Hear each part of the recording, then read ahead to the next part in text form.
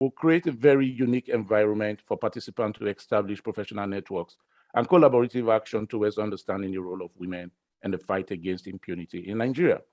Ladies and gentlemen, join me to welcome the two guest speakers for today's event. I would like to start by introducing Ms. Indy Benedicta Cato, human rights activist. Ms. Indy Benedicta Cato is a politician, a human rights activist, and a public speaker. She hails from Kafashan in Kaduna State.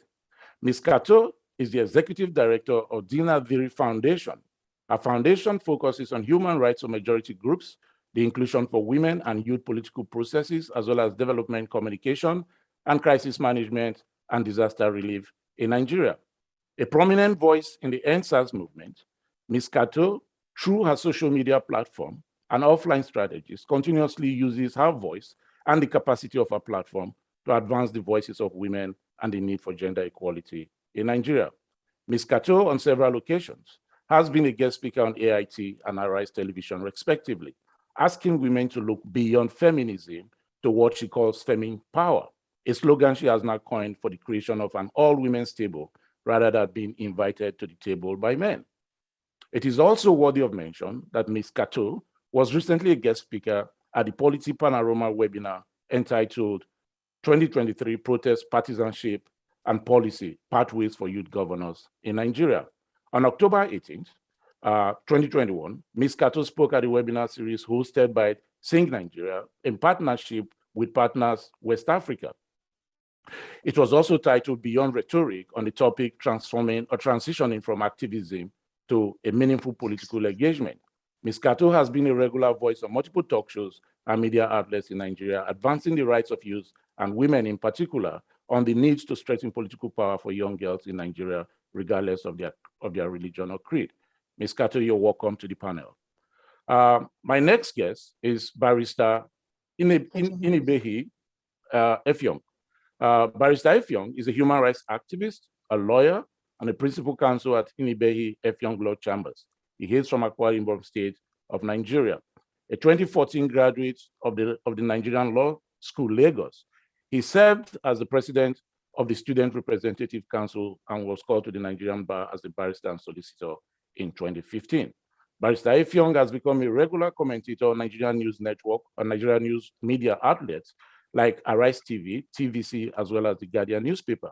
Barrister Effiong is a human rights activist who is on a mission to defend the voice of the voiceless in Nigeria. Prominently known for his activism, Barrister Effiong has been very, very vocal in his effort as convener, Coalition of Human Rights Defenders in campaigning against corruption in Nigeria. He has constantly challenged the Buhari-led administration and its pseudo anti-corruption agencies in Nigeria to bring about justice. He currently also serves as the National Legal Advisor of the African Action Congress. His desire to restore social and economic justice for underrepresented, Nigerians frames the core of Barrister Effiong's activism as a human rights lawyer. A writer and an author, Barrister Effiong currently serves on the board of the prestigious African Center for Media on Information for Literacy. He is also the legal advisor to the National Association of Campus Journalists in Nigeria.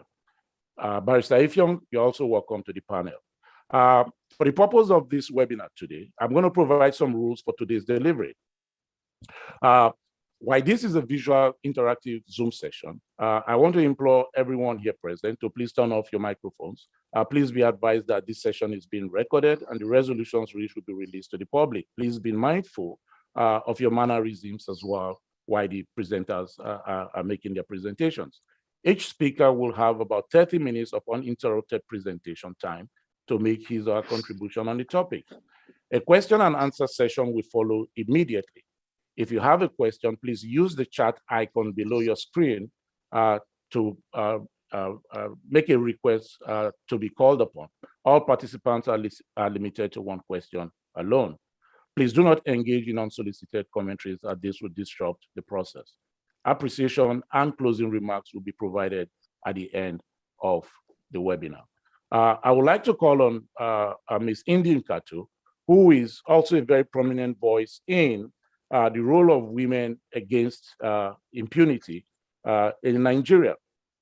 She has been very, very active, and I know that, some have likened her to the early days of Miss Ransom Kuti, Fumilayo Ransom Kuti, in addition to some of our friends, Rino Dwola, Aisha Yesufu, as well as Cynthia Mbamalu, one guest we also had here on the Wode Soyinka Digital Town Hall series. Given what we know about you, Ms. Kato, I'll hand over the mic to you and let you take delivery for the next 30 minutes. Thank you very much. Okay, thank you so much. So where do I even begin? Let me take out one of these things. We're talking about inclusion for women. I'm grateful, by the way, for the Fumilayo Ransom Kuti comparison. It is such an honor.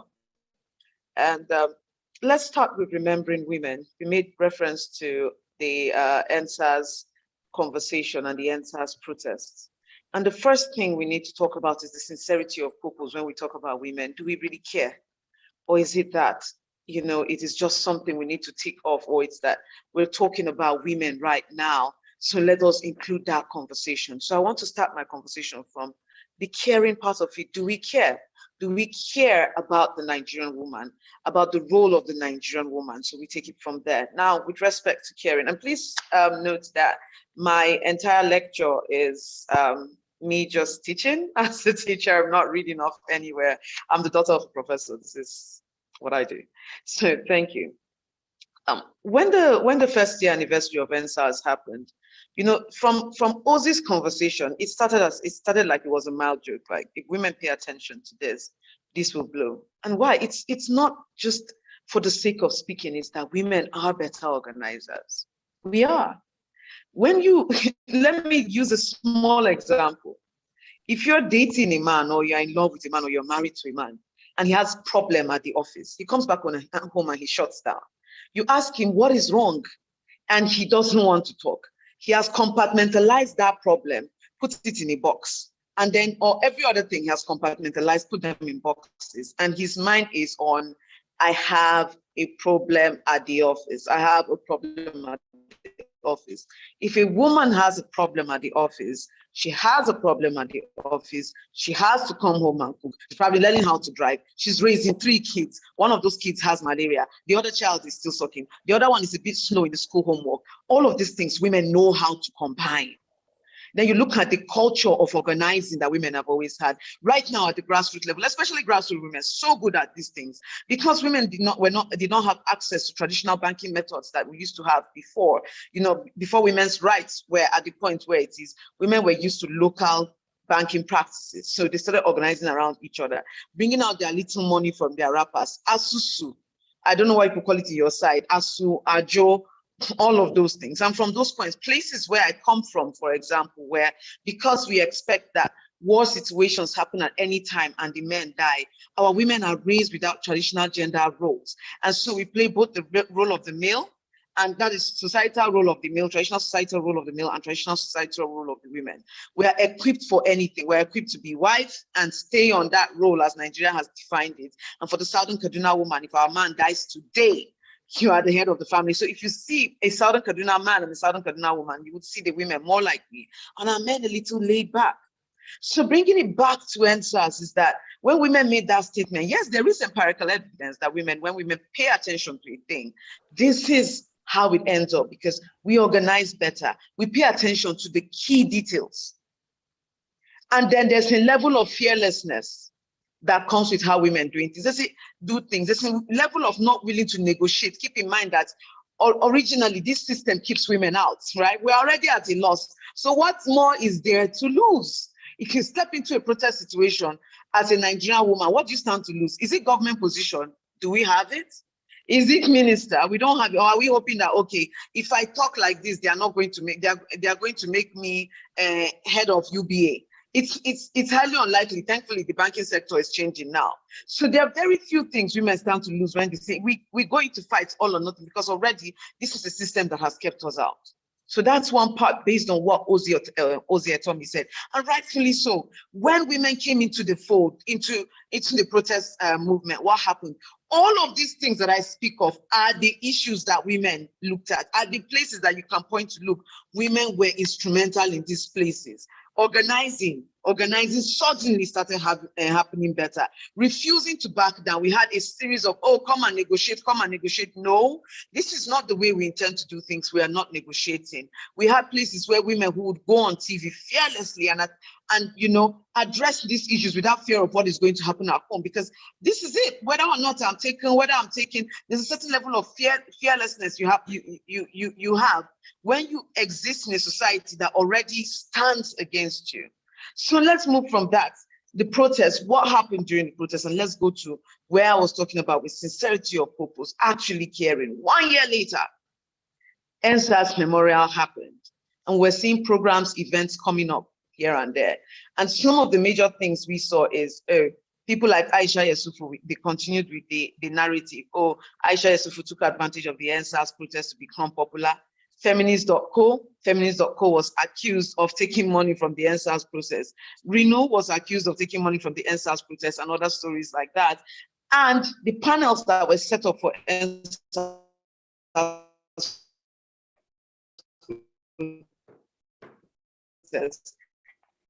we could hardly find women.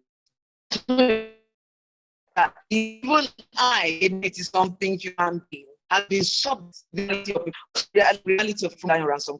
As I was growing up, I knew of a woman who was the first to drive a car in Nigeria. In those books, those social, you know, those books we used to buy from Urban Mass.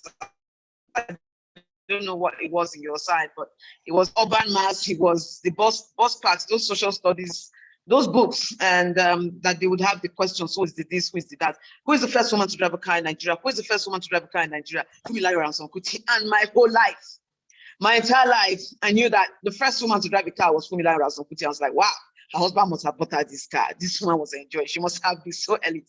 I never thought of Fumilayo Ransom Kuti for the reality that she was. When I grew up, I was having a conversation, and then it came up. It did not come up in government in school. It did not come up in history in school. It did not come up in sociology, because it was one of my I took a lot of sociology classes as electives. It did not come up in mass comm, where I studied.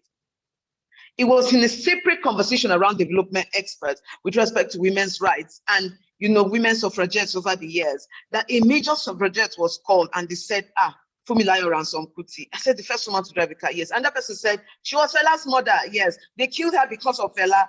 And the development expert said, no, she was a troublemaker, a suffragette.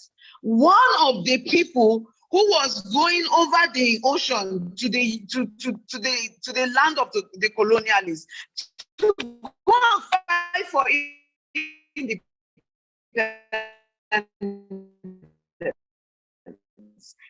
And we did not know. What am I saying with of caring is for so easy. A year later to trade away, it's so easy to turn over the narration to this was the first woman to drive a car. Perhaps if people speak of me, they will talk about like yesterday when a clip came out that said Nigerian women have spent 200 million on human hair and bone straight. And I was like, well, I have spent a good chunk of money on that, but there's so much more to me than all of this. And I can sure help buy it, but that's my focus. I'm buying other things and in the nation. But imagine at the end, the fact will be drawn down. You know, what is the issue? Sometimes people with privilege, it's on a I started with a journalist of days ago. She said she wanted to meet me and talk about this point.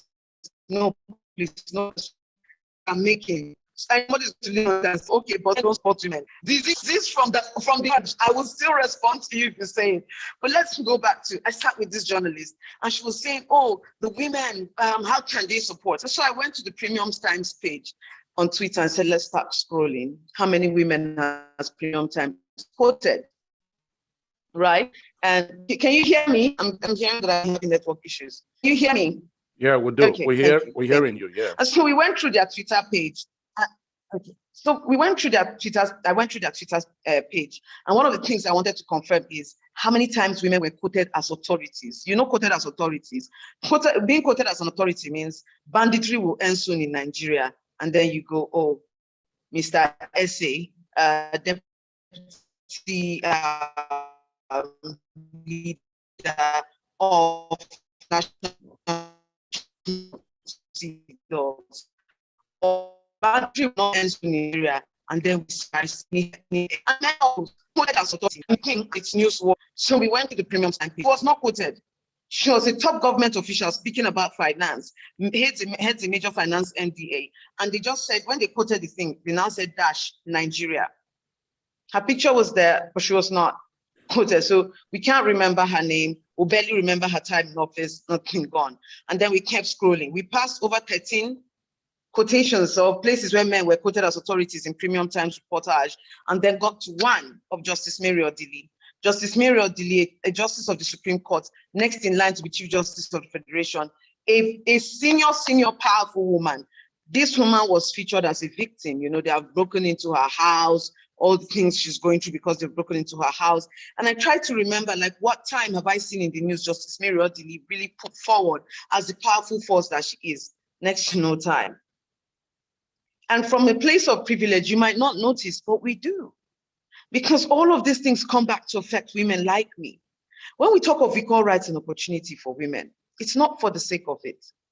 I mean, for me, it's for the sake of it, but I'm talking to a majority of men here, so I'm going to say something.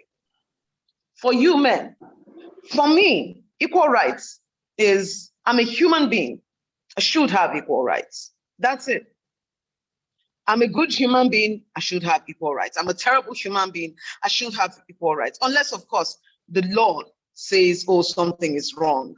And we do know that legality itself is a construct of the mighty and powerful, right? So even the law needs to be scrutinized every now and then. But let's go back to the fact that human rights is for the sake of it. Human being, we should have rights. That's it. And those rights should be the same for all humans. That's it. Equity, situations where equity comes into play, is where people are disadvantaged. And so because you're disadvantaged, maybe you may not have enough numbers, or you may have too many numbers and it's working against you, or you live with a disability or something that is stopping you from performing as good as the larger populace. Then we start putting into place systems, situations, 35% affirmative action and other affirmative actions to ensure that you rise up. So it may look like you are getting more advantage, but no, equity is just to bring you to where others are. That is just so for the sake of it. But let's go to how it benefits men.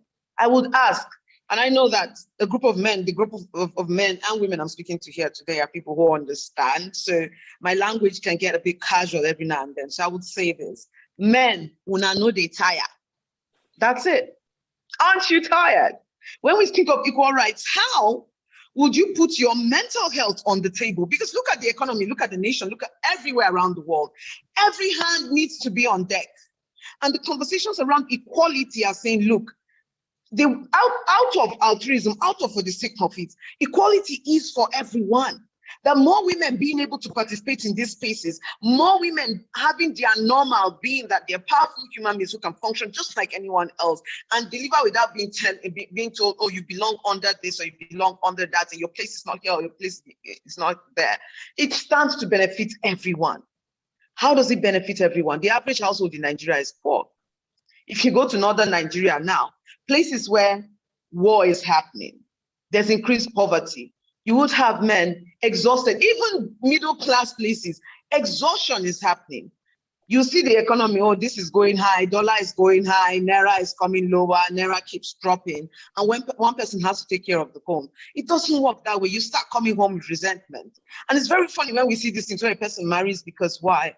Oh, I don't want somebody that will trouble me. She's my peace, all of those things. She knows her place. And then you get married and the economy hits. Then you start remembering, wow, this person is not like my wife. You're very hardworking. You do this, you do that. You can't subscribe to one type of society and want a different kind of result. We must all subscribe to what we know selfishly will benefit all of us. And that is what it is that we're talking about here. So I finished talking for normal women things. Let's come back to the leadership aspect of things. When we remove women, please, I hope I'm not, have I gone too deep into the conversation? Just let me know. You're still very much on track, ma'am. Oh, thank you so much. When we remove women from key areas, and let me talk about key areas, right? We've talked about impunity. We talk about peace and security. Let's talk about leadership as a whole. Why are women there, or why should women be there? The same reason why older men should be there, why younger men should be there. Or for most of us who reside abroad, I would use an example because we always seem to understand one example and don't understand another. When we talk about leadership and race, you know, when a Black man became a president, many people felt, oh, I can relate. Oh, I finally belong there. Or I finally have a sense of belonging in these spaces. When more Black people get into power, some of us like, yes, okay, this feels like representation here. When we see more districts open for people like us to be able to run for offices in other countries, or give us more rights, or make it easier for us to immigrate, we start to feel like human beings. We start to feel respected. When we enter places and people refuse to sit on the train with us because, oh, we are of a different color, we understand those concepts. We understand those concepts. But when it comes to the issue of gender, somehow we seem to forget. So I want to make parallels here. What makes a person who is typically racist to not see you as human is the same. It's inequality. It's the same thing that would be, and it is socialization towards that a person has been raised with hate, a person has been taught. So that is that person's normal. I want you to understand that you're so repulsed by it because you are the victim of it, right? You live with typical privilege, maybe because you're male. Some of you might think you do not, and you think there's so much burden on you. But the truth is the fact that you even got to the point where, oh, this burden is on you because you have better education, you have better access to work and better access to so many things. It means that you live with so many privileges. Some people would love to have that privilege to be able to partake in these things, but they cannot. That is privilege. You might be stressed within privilege, you might be undermined within privilege, but you are still privileged. So let's come back to racism. Under racism, people would say, you know, oh, I feel repulsed by this person's behavior. This person is racist. But do you also understand how the racist feels? The racist was raised to be that, was raised to think that you as a Black man are not on the same level. In fact, you're subhuman or even an animal. That is the person's normal. And questioning that normal to that to the person, or questioning the normal of that person, is seen as aggression. So I want us to apply it here. There's sometimes when women speak of equal rights, when women speak of, oh, you know what, we want more of us in this space. If you feel a certain way, it's not that you are being attacked or your position is being questioned, or that more women in the space will reduce your chances of being in that space. It is that your normal has been a certain way. And so now people are questioning your normal, and you do not agree with that normal. So you're beginning to feel a certain way about it, begin to feel even more repulsed. Oh, I'm being attacked. I'm defensive now. They are saying this. They're saying that I don't want it. So I want us to question our normal. If we want more women in spaces where women can speak, where more women can be held accountable, where more women can hold people accountable, where more women can be powerful towards a just and equitable society, what we need to do is to understand the importance of equality. Also, let's look at countries, or let's look at places where equality is a thing. This is where my una no dey tire comes in. Let's use Nigeria as an example. Any class I'm in, any international conference, any international policy network, any single thing, it gets quite embarrassing when we're talking about indices that are poor.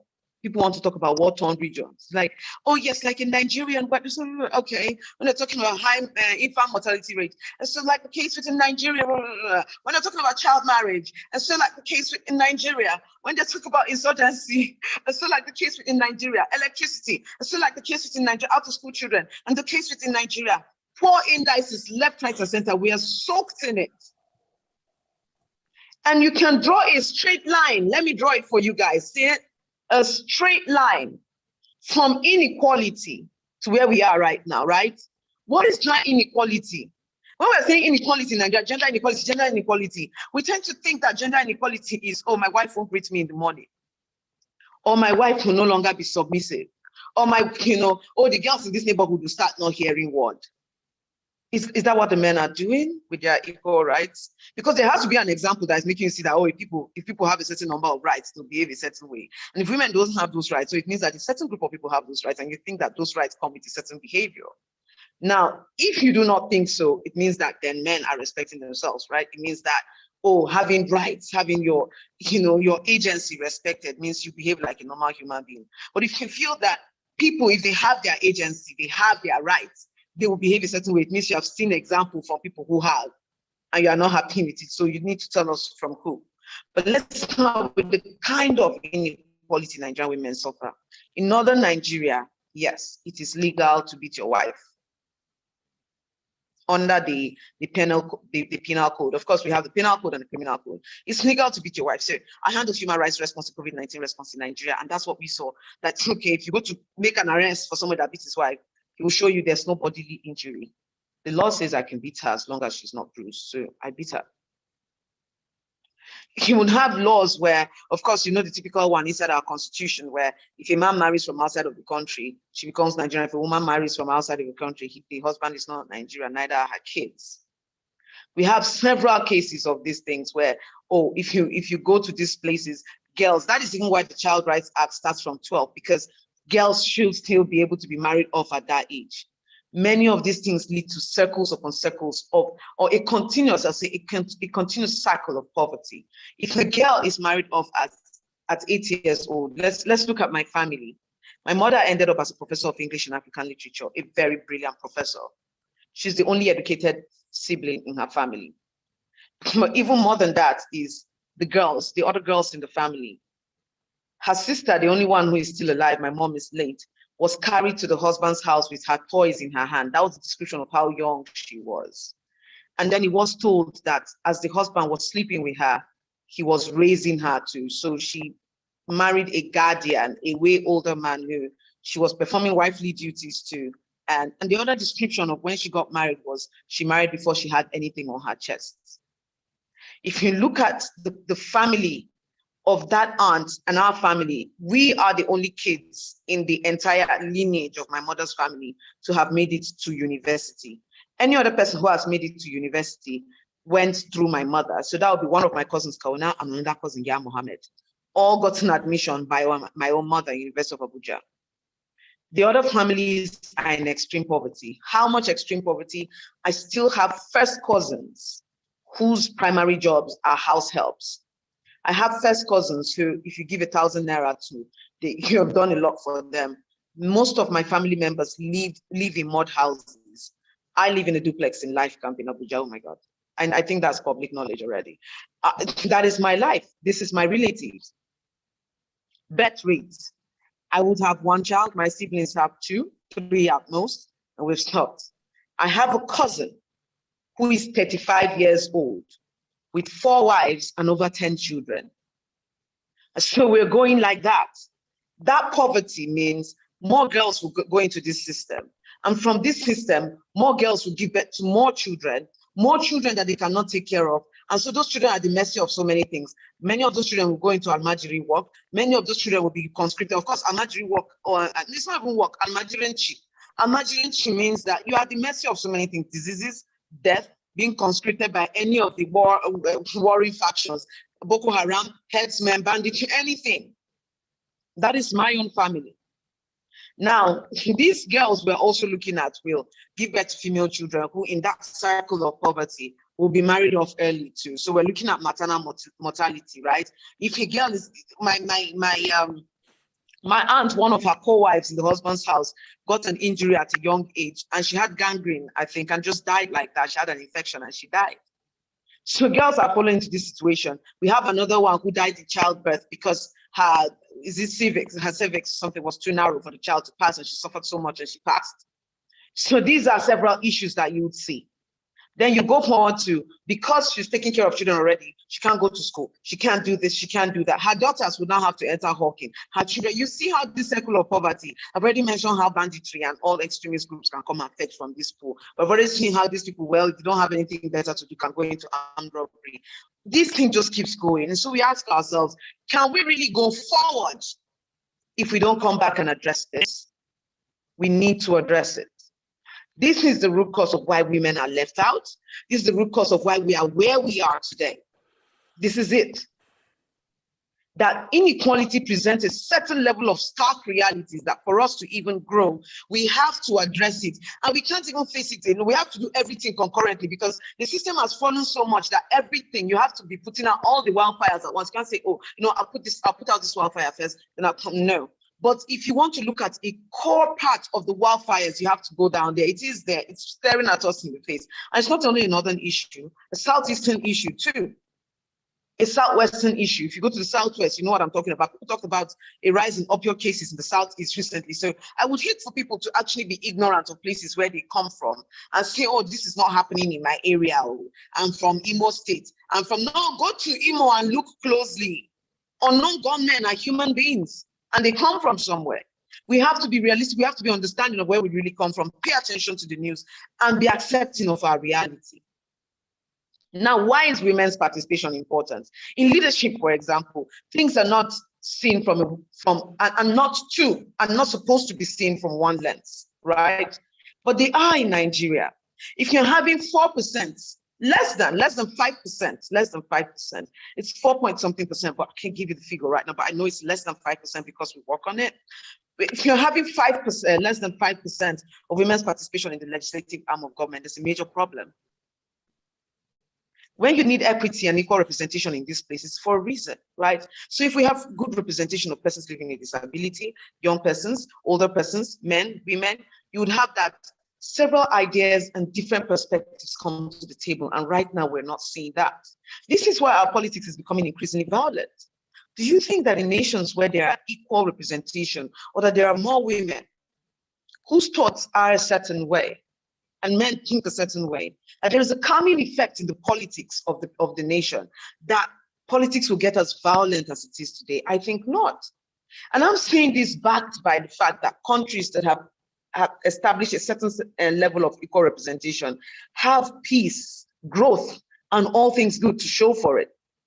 We can even look at, even Malawi here. Sorry, Nepal has done their thing. So just, it's okay, we can still see you. Oh, thank you. Yeah. So you're looking at places where these things have changed. Look at Malawi, even Rwanda. Sometimes I do not like to quote Rwanda because, I mean, it's a one-man show. But in that one-man show, he has decided that, you know what, women are going to be a certain percentage. And you can see that in their development, women are not being left behind. And it matters because even in that one-man show, women feel that, you know what, we have our investments here. We feel like we belong here. You look at Swedish governments, you look at Austria, you look at New Zealand, you know that, okay, in all of these places, I think it's Austria, yeah, Austria. You look at these places and know that, oh, in all of these spaces, there's a recurring theme.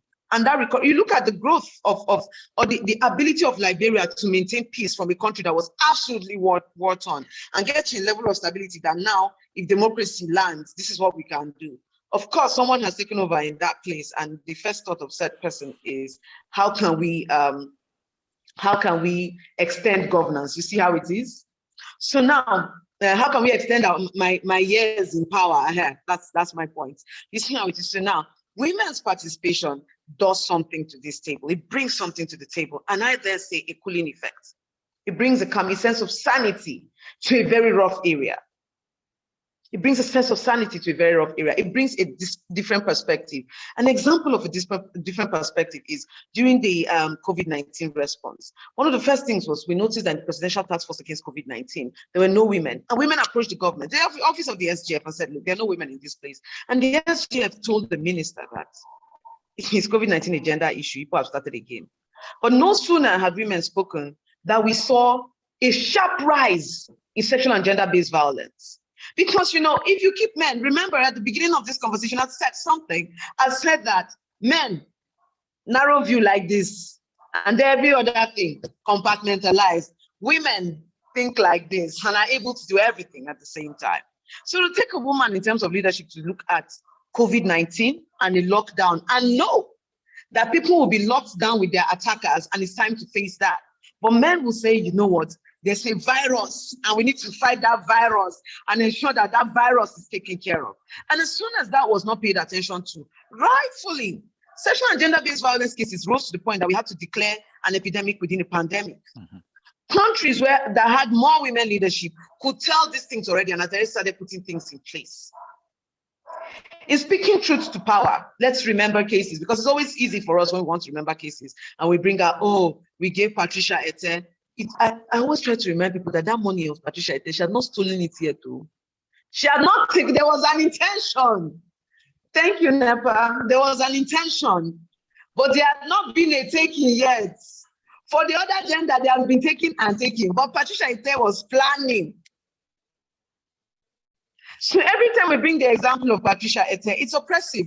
Or dear Zani, we forget that, look, the ratio of women who have done a certain way and women who have performed well, and also the ratio of men who have done a certain way and who have performed well. If you are looking at it, maybe some groups should not be in leadership, but that's not why we are here. We're here for everybody to be in leadership, whether they are bad eggs or no bad eggs. But I wanted to use Dora Akunyili as an example of when if a woman is in power, you see what? You will see truth to power. You will see a situation where, look at even Ngozi Okonjo-Iweala, when she saw that the advice or the things, the policies she was trying to put in place in the Ministry of Finance was not being put into place. What did Dora Akunyili what did Ngozi Okonjo-Iweala do? Ngozi Okonjo-Iweala said she was not taking a position that, you know what, it's better for me to step down than to actually stay here and take this kind of situation, right? So that's it. And then the other part of it is the example of Dora, where when we had an issue with the president and people were not speaking, at some point a woman will say, look, enough is enough. A woman will say, enough is enough. Let us speak to this thing. So if we're saying that we're going to leave women out of, sorry, I got a little distracted if you notice, sorry. If we're saying that, oh, women should not be in these spaces, we should be ready for some kind of things. But if we are ready and we say we are tired, then we should be ready to include women. Women belong in these spaces. Women bring different perspectives to these spaces. And what can we do as men? We can offer up our privilege. We can offer up our privilege. We can decide to use our position of privilege every time to open up spaces for more women to be speaking authoritatively, more women in law, more women in peace and conflict resolution, more women in the parliament, open more spaces for women. When we're talking about feminism, when we're talking about equal rights, we shouldn't downplay it. Every time it seems that it comes as a joke. It shouldn't be a joke. From our place of privilege, we must use our privilege for something. It's not enough to say, I support women. What are we doing to support women? What are we doing in our office spaces? What are we doing within the Nigerian context when a woman speaks, when a woman's head is on the chopping block because she is speaking, or when a woman comes out to run for something? If we need to see more women in these spaces, we need to do more. We need to do more than rhetorics. We need to do more than restricting women to conversations around women, because some of us can actually talk more than the gender issue. And if people see women in more powerful spaces other than every time it is to talk about gender, it is important to talk about gender, yes. But like I said, women can multitask. We must use our rights. We must use our privileges to ensure that any place we see that a woman is being treated unjustly or a position is being said, now woman, we speak up. So it is good to listen. It's good to grant audience. It's good to engage. But beyond engagement, I'm leaving this on the table for everyone. What is our intent going forward? How sincere are we going forward? What is it that we want to do to ensure that Nigerian women get a better deal? And most importantly, I'll put it to you people again, that with the equality conversation, Nigerian men will never tired to suffer. Thank you so much. Thank you very much, Ms. Kato. You've actually eloquently elucidated the need for the role of women in the fight against impunity in Nigeria. No doubt, coming from the same stock like you, in terms of recognizing the need for gender equality, you highlighted a lot of issues that ranges from, poverty to, other factors as social determinants of health for Nigerian women and the Nigerian public in general. And we've seen how that has transversed over a period of time. And there will be no other person to talk eloquently on that than Barrister Inibehi Ifyong, that is going to join us in a second. But I'm going to ask everyone to please keep their questions, because I know a lot of the participants here are burning to ask you questions, Ms. Kato, given the descriptions that you've just, provided with the sorry state of gender inequality in Nigeria and the need to why we not retire. And I think there will be a lot of responses to that as well. So in light of that, ladies and gentlemen, please join me to welcome Barrister Inibehi Ifyong, a social critic, a social activist, a barrister in law that fights for the underrepresented voices in Nigeria. He has recently taken on one of the mega churches as well to represent some of his clients who has been somehow disproportionately misrepresented. Barrister Inibehi Ifyong, you're welcome to the panel. Well, thank you. It's my pleasure to join the conversation, and thank you for inviting me. I listened carefully to my fellow comrade Ndikato make always passionate advocacy for women. And I entirely agree with her that indeed women are being strategically and deliberately undermined, especially in the political circle. Now, my approach to this will be slightly different. And that is also to reflect on a different dimension to the subject of discourse. And I will dwell essentially on impunity. And of course, also highlight in brevity how the role of women is paramount in fighting impunity in Nigeria. Now, let us even start with a conceptual understanding of what impunity is. The Merriam-Webster dictionary essentially defines impunity as an exemption from punishment, or in common parlance, one can describe impunity as the opposite of the rule of law, or as the antithesis of legality, or the antithesis of the rule of law. So impunity is basically a situation where there is no punishment, there is no sanction for a wrong that has been done, that has been committed, a situation where a crime is committed or infraction has taken place, and there is no consequence for that infraction. It is one thing for us to say that corruption is rampant in Nigeria. It is another thing to say that there is no punishment for that corruption. And I submit to you that impunity itself is worse than corruption, because there is no country in the globe, there is no country in the world where corruption does not take place. What distinguishes civilized countries, or countries that are interested in civilization, in advancement in human capital development, is the ability to bring everybody, irrespective of position, to a place of responsibility. And that is why you would have, a situation where a sitting president of the United States, in the person of Donald Trump, the very rapacious Trump, after he had violated the community standards of Facebook and Twitter, they got his account deleted and suspended. What did Trump do? Trump only ranted, he only shouted, as he normally does. But look at what happened in Nigeria when our own president tweeted something that was considered by many people, including myself, to be genocidal, to be a promotion of violence.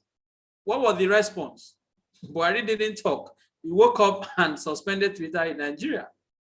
You get it? So that response, that difference that nothing is going to happen, that I can do whatever I like and get away with it, is what distinguishes, as I said, a civilized country from an uncivilized country. Now, within the Nigerian society, within the context of Nigeria, one can situate impunity in different ways, from the formal to the informal sectors. At the most serious level, the level of the government, the governance level, we see impunity being manifested on a daily basis. And I said to you that the most worrisome part of it is impunity by those who have the responsibility to enforce the law. That is, those who are statutorily mandated to ensure that impunity does not take place. They happens to be the most vicious culprits in, manifesting impunity. So that is the tragedy of our country. So as I said, for us to understand what impunity is and how this affects us as a country, we have to necessarily have a conversation around the rule of law. Now, what is rule of law? Rule of law, to put it in a simple language, as popularized in 19th century by Professor A.V. Dicey, a British scholar and jurist, has three fundamental principles. The first is the principle of supremacy of the law. The second is the principle of equality before the law. And the third is the principle of respect for human rights. So when you have these three principles, one can say that a country is being governed by the rule of law. Now, when this is absent, when rule of law is absent, impunity is present. So the reason why we say there is impunity reigns supreme in Nigeria is because the rule of law has been degraded. The rule of law has been relegated. For example, if you have supremacy of the law, you will not have, God bless the soul of those who have died. The building that collapsed in Ikoyi, 21-story building, would not have collapsed. Why? Because there are town planning regulations, there are housing regulations. We have an agency, for example, the Lagos Property Building Control Agency, that has the responsibility to checkmate building standards to ensure that there is compliance, that building is controlled within the state. What happened? We have seen reports, some say, oh, it was 15 story that was approved, a document is circulating on social media to that effect. Others said, no, the building was not of standard. We have also seen a document where a consultancy firm, the professionals who were engaged, withdrew on the basis of disagreement with the developer who is now confirmed dead. So that means that the law was not supreme. Because if the law was supreme, nobody would embark on such construction without complying with the law. So I submit to you that, and before I go there, let me even remind us that we have now seen evidence that agencies of the Lagos state government at some point tried to stop that building from going on. They even arrested the man. What happened? He was released within 24 hours. Absence of equality before the law. What was the consequence for that infraction? Nothing. What is the price that we are paying for it today as a country? Over 30 people have been killed, have lost their lives. For what? What could have been avoided? So this is a clear example before our own eyes of how impunity destroys the country. Because but for impunity, this would not have happened. And that is why I say that people must take responsibility for what has happened. So the absence of that policy of consequence is what continuously brings our country down. When the law is not supreme, people can just wake up and do whatever they like. You look at procurement process in Nigeria, it is shrouded in fraud.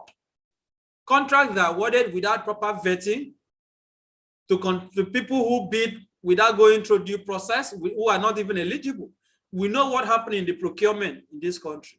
In fact, the Buhari regime that came to power purportedly to fight corruption, it took the president up to 5-6 years before he could even consider constituting the board of the National Council on procurement.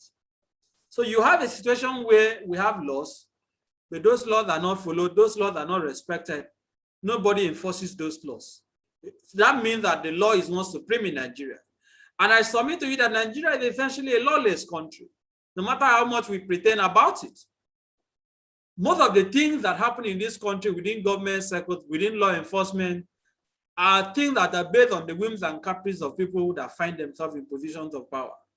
There is little or no deliberate attempt to follow laid down processes, to follow due process in taking actions.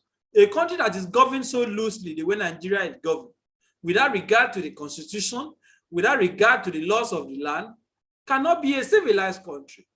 And that is a country that impunity reigns. I go to equality before the law. Can we really say in Nigeria that there is equality before the law? And part of the tragedy for Nigeria as a country is that we have a situation where as I told somebody yesterday, Nigeria operates the one country, two system policy. We have a one country with two systems, similar to what you could describe or what was supposed to be the relationship between mainland China and North Korea. Nigeria is supposedly one country, but it has two systems. And these two systems reflects both in the economic, at the level of the economy, at the political level, at all strata. In fact, even in the religious level, in our churches and mosques, you can clearly see the divide. It is also a class thing between the rich and the poor. So we don't have equality before the law in this country. If I am arrested today and taken to a police station, I can guarantee you that the way I will be treated, in fact, if any of us here is arrested, the way we would be treated would definitely be different from the way somebody by the roadside, an Okada rider who is just arrested, will be treated. So there is no equality before the law. There's no equality before the law. That is why some people get special treatment based on their social standing, based on their connection. In fact, like we are saying now, based on nepotism, based on their ethnic identification or ethnic identity. Without equality before the law, you will definitely have impunity. And I go to human rights. If we have human rights in Nigeria, which we only have in letters, really, under Chapter 4 of the Constitution, those rights are enshrined: the right to life, the right to dignity, the right to liberty, the right to fair hearing, the right to freedom of movement, freedom of expression, the right to acquire and own property, and so on and so forth. But in the real sense of it, these rights that have been guaranteed under the Constitution, under the African Charter, under the Universal Declaration of Human Rights, are they being respected? The answer is no. The answer is no. Just yesterday, you would have read about a policeman who had a disagreement with a tricycle operator, killed him. People decided to protest or went about, people reacted. Police in the process killed about 2 or 3 more people. That is not a country that you have human rights. Please listen to this. A citizen of Nigeria was killed in Lagos for no reason, no just cause. People reacted to the killing. The police, in response to that reaction, killed more people. These things are happening every single day. Freedom of expression now has been totally destroyed. People cannot speak freely anymore. So when you have human rights disrespected, bastardized, there is no way that impunity will not take place, because people will now resort to self-help. And even as the legal practitioner, I know how frustrating it is to practice law in Nigeria. In fact, what can be more frustrating than being a lawyer in a lawless country? That you are not even guaranteed that going to court will remedy anything. You get orders from court for release of suspects. The law enforcement agencies sit on those orders and refuse to enforce them. Court orders are not respected. Even the hallowed chambers of our courts are being invaded by the SSS, by other law enforcement agencies. We saw it during Nnamdi Kanu's trial. There is a constitutional right to publicity of trial under Section 36 of the Constitution. The court has not made any order for trial in camera, or what we call secret trial. No such application has been made, to my knowledge. Even if it is pending, it has not been granted.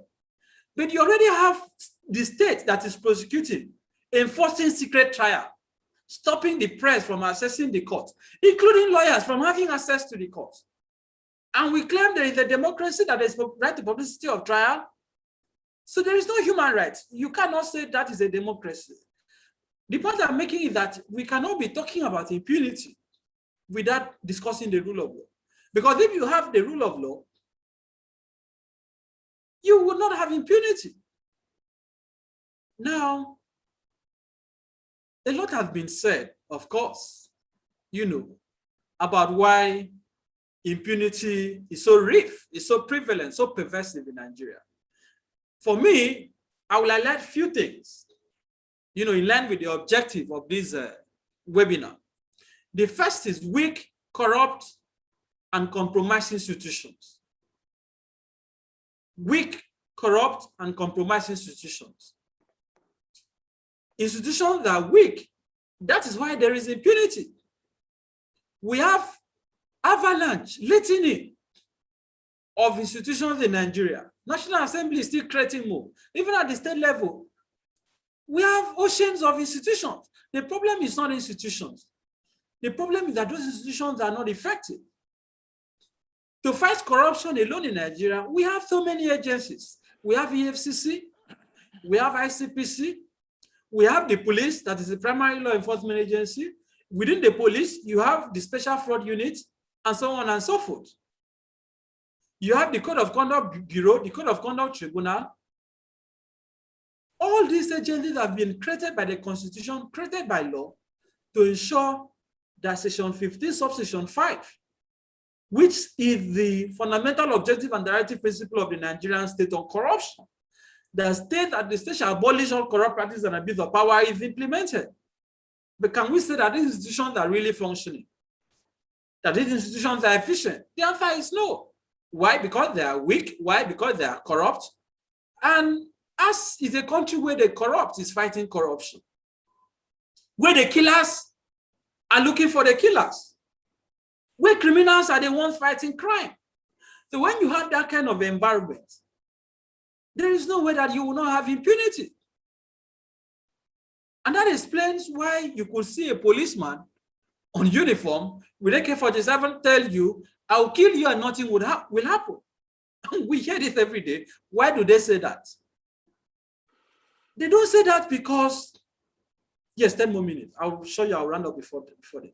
They don't say that because they are not aware that killing is a crime, and that killing, murder, carries the punishment of death.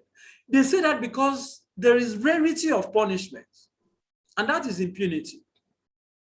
So for us to stop impunity in Nigeria, we need institutions that will not look at the face of the president, that will not look at the religion of the president, that will not look at the ethnicity of the people in power to carry out their responsibility.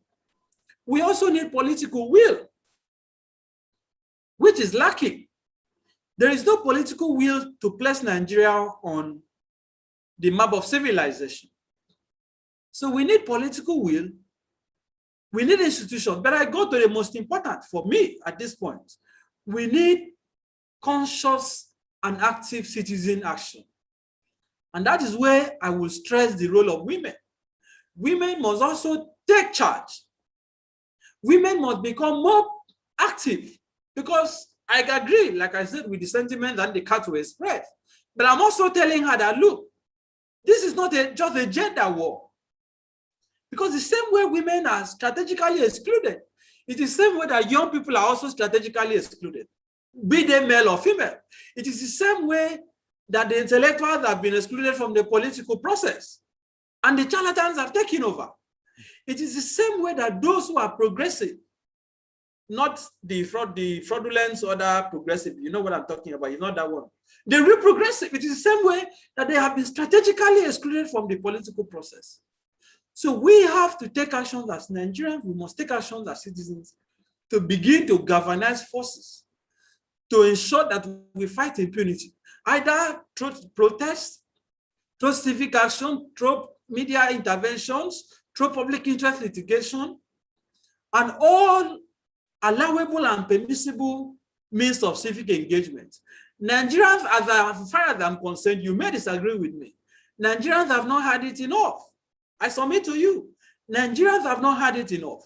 When we have been pushed to the wall, and that was the lesson of NSAS, when we have been pushed to the wall, people will decide on their own that they don't want this anymore.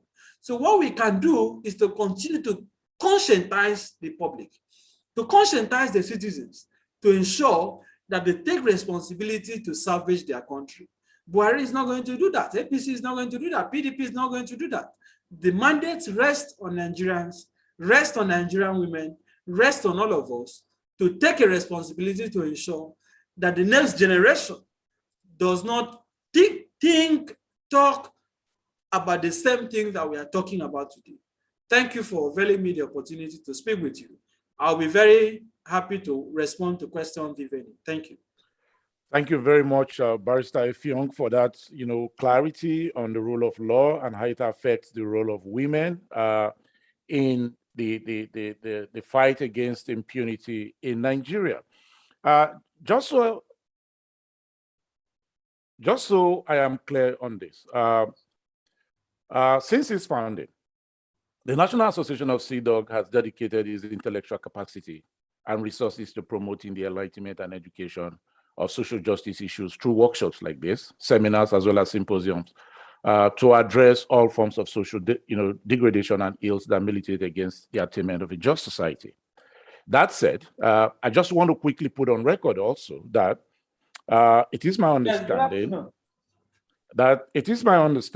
that the National Association of CDOGs, in response to some of the issues raised by Ms. Kato, is also seriously engaged with the elimination of violence against women. And I know, to the best of my knowledge, that in this month of November, the National Association of CDOGs and members of this organization are also working assiduously to bring attention to the issues of violence against women, not just in Nigeria, but across the globe. If anything stands out for me, before I will go into the question and answer section, Barrister Effiong, I think you highlighted something very important, and I want to bring that again to some of the things that the National Association of CDOGs have been engaged with. More recently, there was a statement put out by the National Association of CDOG on preserving the sanctity of judicial officers in Nigeria. Again, they spoke eloquently around the unusual warrants and the law enforcement, the disdain that was demonstrated in the unusual search that was conducted on a very legal-minded juror, Justice Mary Peter Odili, and that I think again rings true to what Ms. Kato is talking about, particularly when we look at society as it is today. One of the main push for the feminist movement has always been around structural sexism and cultural sexism. Both of these issues are very, very prominent in a patriarchal society like Nigeria. Ms. Kato, there is no doubt you will agree with me that both structural sexism and cultural sexism has played a vital role in the marginalization of women in Nigeria. So I leave it up to you. Where do we go from here, Ms. Ndikado? Well, where we go from here is also trying to ensure, like you said, structurally, there are critical things we can do. One of the first things that we're doing, one of the things we're working on is a behavioral change project in Nigeria, right? When we can't say that we want things at a certain level, and it shows that most of our conversation is elitist. Oh, we want equal, we want more women in this, more women in that. The conversation is here. But we need that behavioral change from the grassroots. We have a project right now, and I'm just giving an example of a project where we engage religious leaders at the grassroots. And of course, religious leaders are highly likely going to be male, right? And community leaders at the grassroots, which of course are still highly likely going to be male, on equal rights opportunities for women, sexual and gender-based violence, because we believe these are the gatekeepers of society. So can we make a commitment to targeting these gatekeepers of the grassroots of society? Because we might finish talking, but when you go down to it, you will still hear strange things. Also, part of the work we're doing also with respect to sexual and gender-based violence in collaboration with the NHRC, and I would advise on that, the National Association of CDOGs, I think a big step, I don't know if you're doing that already, so it doesn't look like, oh, I'm putting down every other work you're doing, but if you're not doing that already, engagement, active engagement with the government, right? In working side by side to getting things done is a great thing to do. We worked with the NHRC on human rights response to COVID-19 response. We're working with them right now and other MDAs on sexual and gender-based violence response in Nigeria. With this, we're able to push for policies and change in the National Assembly, all of that. And one major thing we noticed is people in power do not know. So most times we come from the angle of they are wicked. We must look at it from they're largely ignorant. And if we actually go to these places, if we want to see change and we engage them and say, you know what, we are creating this project to create this kind of change. If you work like this with the National Human Rights Commission, and I take you NHRC, and we put you together with any National Orientation Agency, a representative from the police force, representative from here and there, and you put these people together, and you put together standard operating procedures, you know what, you will see it start working. Because prior to that, there was no engagement on that level. So we need to start engaging on that level of work. It's not to say, and I know a lot of people in human rights, and rightfully so, would say, yes, and it's not government engagement, you would engage and those. I'm still a human rights activist. I still call them out while working with them. I was handling human rights response to COVID-19 while I was on the streets doing against government for NSAS. So these things can run, they're not mutually exclusive. They can run concurrently. There is that. So I think that the system itself, we need to take a closer look at the system and accept that within the Nigerian system, most of the things we are dealing with is ignorance, and engage on that level. Behavioral change for us is a major one. Looking at the SOPs right now is a major one. If you go to police stations right now, for most cases, do you know that it's whatever police station police officer you're meeting, it's his decision. It's not, there's nothing. It's what the person decides there and then. That is, and we need to look at all of these things. For me, that is where my work is focused, and that is where I want a lot of people to actually look at. And then for the societal part of things is targeting the gatekeepers of these societies, targeting gatekeepers, because every time when international organizations, or when we come to talk, we bring the best of the society, they would ask for, oh, who is the woman that does this? Who is the brightest of this? Who is the one that used to speak against religious extremism? Who is the one that speaks against women's? And then we engage those ones, and we keep leaving the ones who do not, the ones who think a certain way. So I think we need to reach out to people who are not like us, the others, those who we do not agree with. We need to start learning to reach out and then to engage on that level. And then a few things I want to touch on. Yes, we do understand that the society, many people are disadvantaged. We understand that men are disadvantaged, young men are disadvantaged, intellectuals are disadvantaged. But the very core of my conversation in this was gender. From the start of my invite, it was a gendered conversation. So I can't come from a gendered conversation in Ibehe and start having another conversation that I wasn't called for. Now, when we say that all of these groups are being left out, the truth is, if you do not speak up for women, when we are fixing this mess, women can be left behind. And the key is we want no one to be left behind. Now, when we say women should not be left behind, it doesn't automatically translate to, well, if women are left, are carried along, we are dropping one of the other disadvantaged groups. No, we can carry everyone, but a conversation says carry women too. Carry women too does not mean drop another person. So we must continue to push for women inclusion. And I did point out earlier on, because I knew we were going to get to this point where speaking for equal rights might look like aggression to someone who enjoys privileges. You might think you do not enjoy privileges, but you do. Me too, I enjoy privileges. And when people who do not enjoy the privileges that I do speak, I don't see it as aggression. I've had to unlearn and relearn. So I think we have a lot of work to do that. The indices clearly show this is work that we do. Indices show on all ends, on most ends, that women are disadvantaged. And so we must have sincere conversations. It's not something that we can escape. And when the National Association of CDOGs called me, my first thought was, I can actually speak on the economy. Do you know I have something to say on peace and security? Why did you call me for gender? But I also told myself, if not me, then who? And then I showed up for this. And so this, for me, is a gender conversation, and it's an important conversation that needs to be had. Thank you. Thank you very much, Ms. Inlika, too, for a very brilliant response to that as well. Barrister Ifyong, I'm going to come to you. Ms. Kato talked about, gender representation from a legal perspective, being a lawyer and a human rights activist as well. In terms of gender, it is becoming more obvious that, the definition of gender has crossed the line of just the binary gender identity that we know.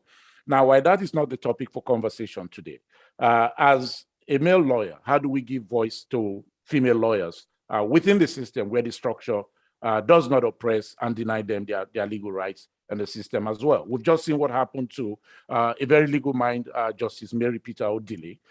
Some would say it's because she's a woman.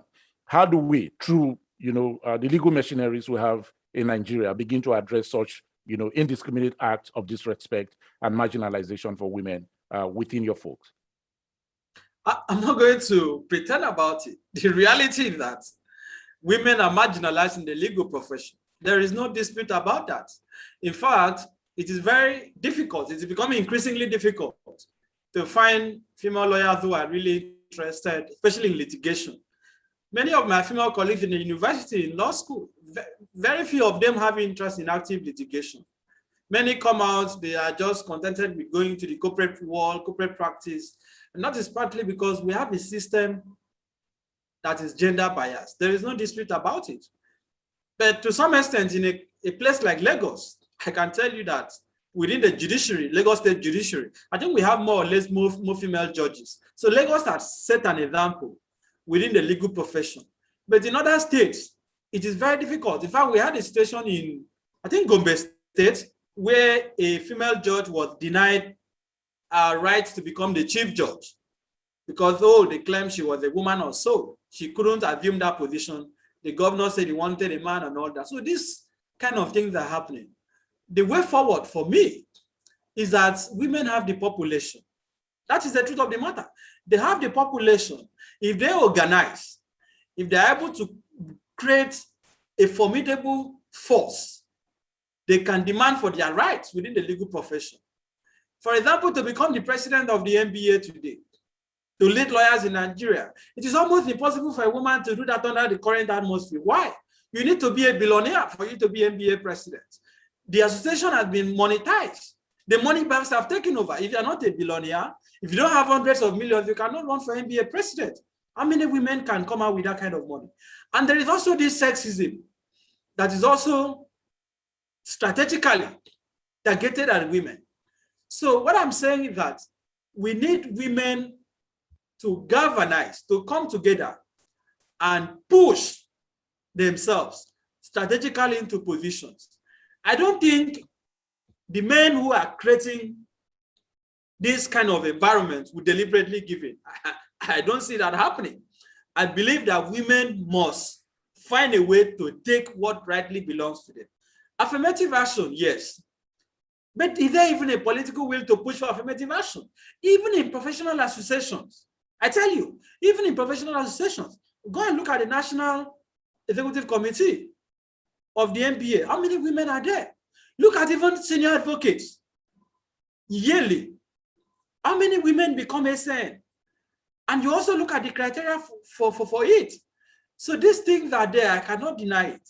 These things are there. It is very difficult within the way the legal profession is structured today to have women get to the pinnacle of their career. But I also agree that there are women, there are female lawyers who have distinguished themselves. They have done so well that you cannot take it from them. But then, as I said, the solution does not lie in the generosity of men. The solution must necessarily come from the determination of female lawyers to break away from the things that are holding them down. Until they do that, you see, those of us who are, you can say, a bit progressive-minded, those of us who don't look at gender in determining who to vote for, it becomes difficult because even when you want to vote for a woman, except a woman comes out and says, I want to run for office, it becomes difficult to say, I will vote for you. So let women on their own. Yes, someone mentioned FIDA. We have International Federation of Female Lawyers. FIDA is doing a lot in terms of advocacy. But in terms of political power within the association, FIDA is limited. So I do agree that there's marginalization of female lawyers, but that will be solved when female lawyers themselves are determined to say, we want to maximize our number. Thank you very much, Barrister Ifeong. Now, I think it's becoming clearer why you addressed Ms. Kato as your comrade earlier on, because it looks like while advocating for, the breakaway of women to have their own organization, Ms. Kato is also asking for, women's own table to be able to, pursue their own interests and, carve out their own faith within the Nigerian society. But I want to say something before I leave this open to the participants for questions. What you've just said, Barrister Ifeong, is also a constitutional issue. We know that Nigeria is typically a patriarchal society, and as such, constitutionally, most roles or most positions, by definition, have been given to men, or structurally, men has taken leadership positions in all of this. Mr. Olubukola Oyekunle is asking you, do you think that the constitutional reform to enshrine federalism would help us address some of the ills and shortcomings of our society that has been highlighted by you? Absolutely, because it is a conversation that Nigeria must have at some point. The current structure is inefficient, right? I cited the example of Lagos. It is easier to have that example where we have more female judges in Lagos than in Kano. You get the point? Than in Kano, than in Zamfara, than in Borno, because the cultural identity, the ideology is different. It is easier to have a female judge in a place like Lagos than in a place like Borno State. So with federalism, every section of the country can develop at its own pace. Recall I told you earlier that we have a one country, two system. Now, the reality of that today, if we are expecting the current regime, the Buhari regime, to bring about this constitutional reform, we are wasting our time. Because even the government, the party in power, they came to power promising restructuring. They set up a committee headed by Nasser El-Rufai, the governor of Kaduna State. Their own party, their own recommendation. If the findings of the Jonathan National Conference were nonsense, nothing to write home about, how about the APC own, headed by them? Why are they not being implemented? It has been thrown into the dustbin of history. So we need constitutional amendment. Many of the problems that we are facing today as a country, that is also responsible for impunity, is because of our constitution. It's because of our constitution. A governor can sue you today for insulting him. A president can take you to court for insulting him. And these things happen almost every day. But you cannot sue a governor. You cannot sue the president, except in his official capacity. Why? Because you have immunity clause, which some of us love to have impunity clause in the constitution. So we need a constitution that will address these imbalances. The structure is deficient. You have so much power concentrated in Abuja. The states are struggling to survive. Look at the arguments surrounding VAT, for example. So I agree that the structure is unworkable. The structure is unsustainable. If we have a truly federal constitution, a truly federal system, many of the things that we are struggling about today would be resolved. For example, some part of the country can choose to have affirmative action, to give 40% to women, to give 50% to women. Others may feel differently. But when the entire country is held down under a unitary system, it does not give room for competition. And what does that create? It creates failure, it creates inefficiency, and all of us are paying the price for it. Thank you very much, Barrister Ifeong. I'm going to come to you, Ms. Indikatu. I think you spoke so well about the role of women and how we can, begin to engage women, not just from, the domestic perspective, but also politically as well. And I know that your foundation, the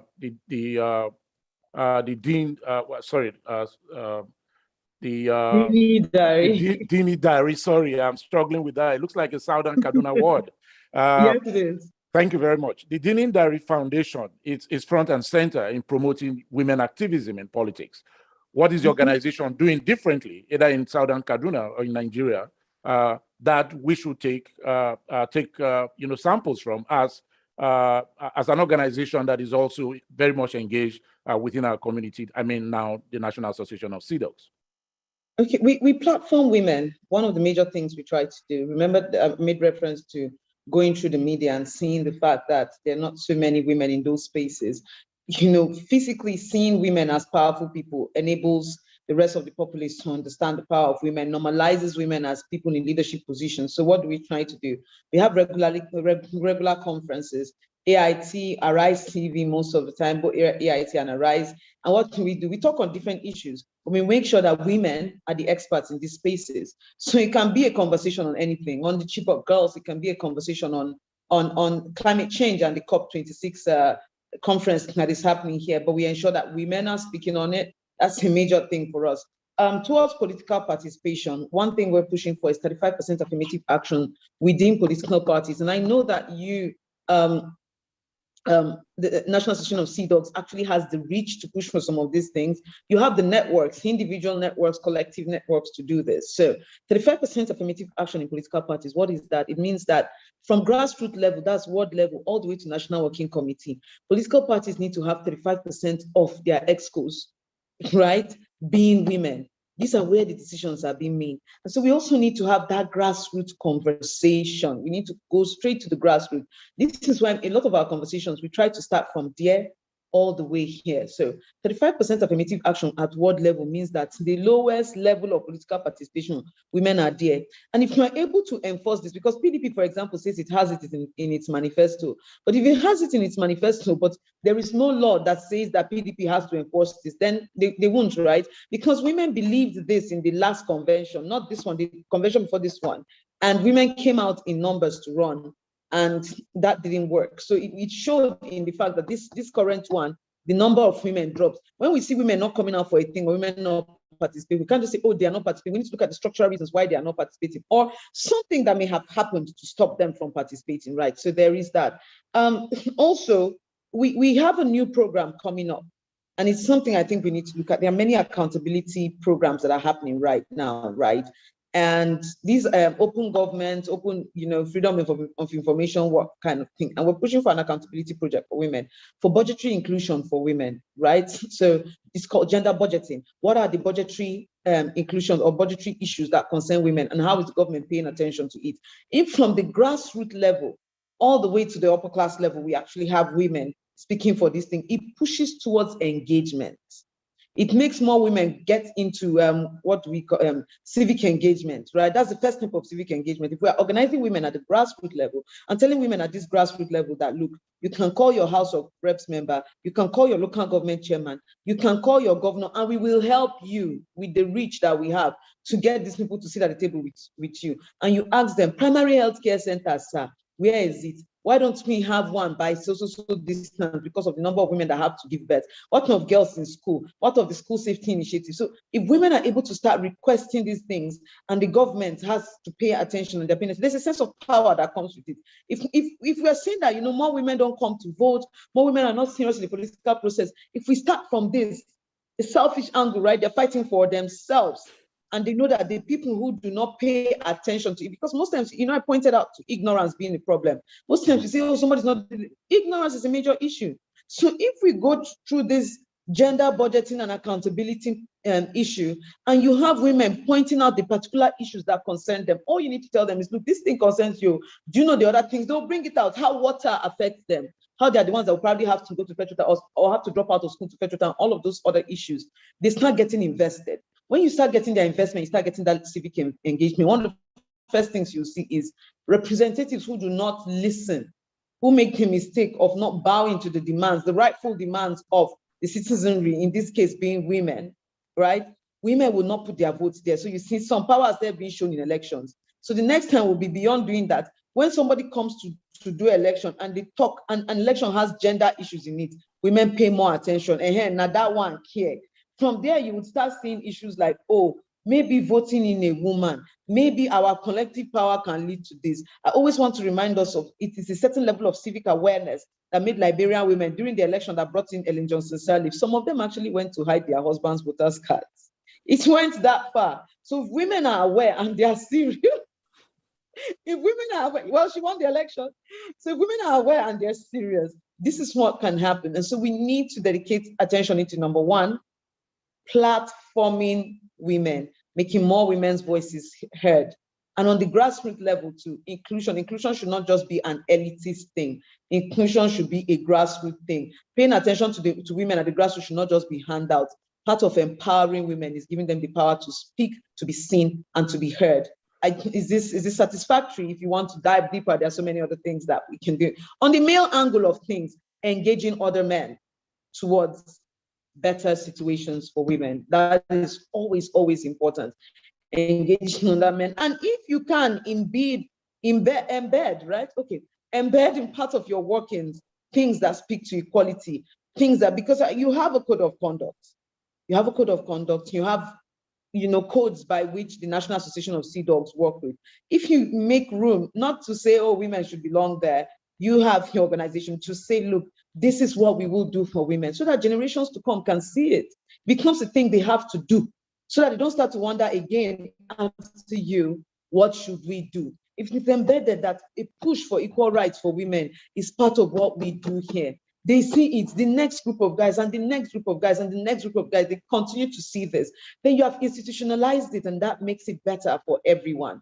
And also remember that the push for this doesn't mean that you're not making room for men, right? it also means that coming together towards solution is better than one group working alone. So what we are looking for is a fellowship for solutions and not exclusion. It is not a takeover, it's a fellowship. Thank you. It's a fellowship. On that note, Ms. Kato, I'm going to come back to you for a closing remark or for a summary of your presentation earlier on for about 5 minutes. But before that, on fellowship, I want to say that I'm also a student of your movement for gender equality. And like I said earlier on, there are multiple aspects of what we now call multiple gender identity. Why that is not a subject for today. In terms of fellowship, Barrister Ifyong, I'm going to come to you one more time, and then we're going to round it up. In terms of fellowship, Barrister Ifyong, some are saying that our Nigerian women, particularly the youth, Nigerian young women, have become, apolitical, depoliticized, if you will, for not wanting to participate. Again, it goes back to what Ms. Kato talked about, that the structure has disenfranchised them and taken away both their political and economic rights. So they become depoliticized. What do we have to do to bring them in as not just being the chair or the convener of the lawyers for the rule of law? What do we have to do to ensure that women are no longer depoliticized or removed from the political structure itself, but also become part, fellows, if you will, to use Ms. Kato's word, as part of the system, so that we can grow and build a system that is equal for all? The solution has to be multifaceted.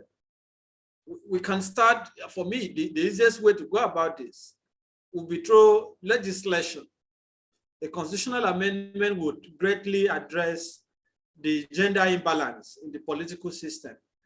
If we have an affirmative action enshrined in the Constitution that designates a percentage of appointive and elective political positions for women, what that implies is that every political party must sponsor a certain percentage of women for positions. Then we would have gone very far in addressing this.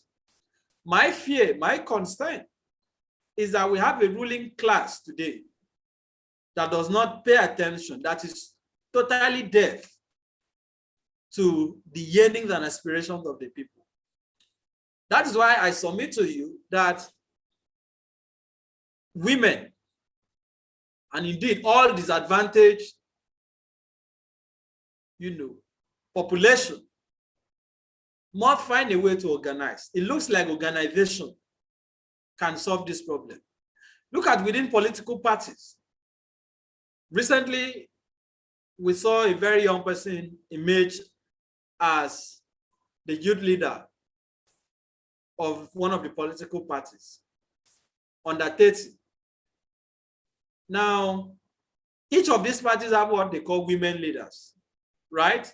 APC women leader, AFGA women leader, all political parties have women leaders, enshrined in their constitution. How effective are those positions? Are they decision makers? What influence do they command? Do they sit on the table when critical decisions are taken? Are they even given an opportunity to air their views? In fact, are they even taken seriously when the political actors want to decide the fate of the party or the fate of the nation? Now, if women, and look at political rallies, that's why I keep saying that the one problem that we have in the civil society in Nigeria today is lack of organization. That was why the late Festus Yayi kept saying organize, don't agonize. Look at a typical political rally in Nigeria. You see women in their hundreds and thousands, with fanciful, beautiful rappers. They mobilize them, they bring them from communities, from villages to stadiums, they sing, they do all manner of things. In fact, you'll be surprised that more women attend political rallies than men. All they need is just wrapper and uniform. They bring them. Imagine what will happen if there is a conscious, systemic organization. If these women are rallied around, if these women are mobilized to demand power.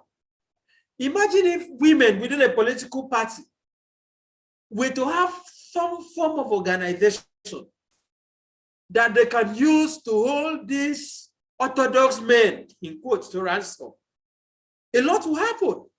So for us to change the status quo, we should not rely entirely on those who are benefiting from the status quo, because they have shown unwillingness. Of the 109 senators, how many women do we have? 206 members in the House of Reps, how many women? How many female ministers do we have today?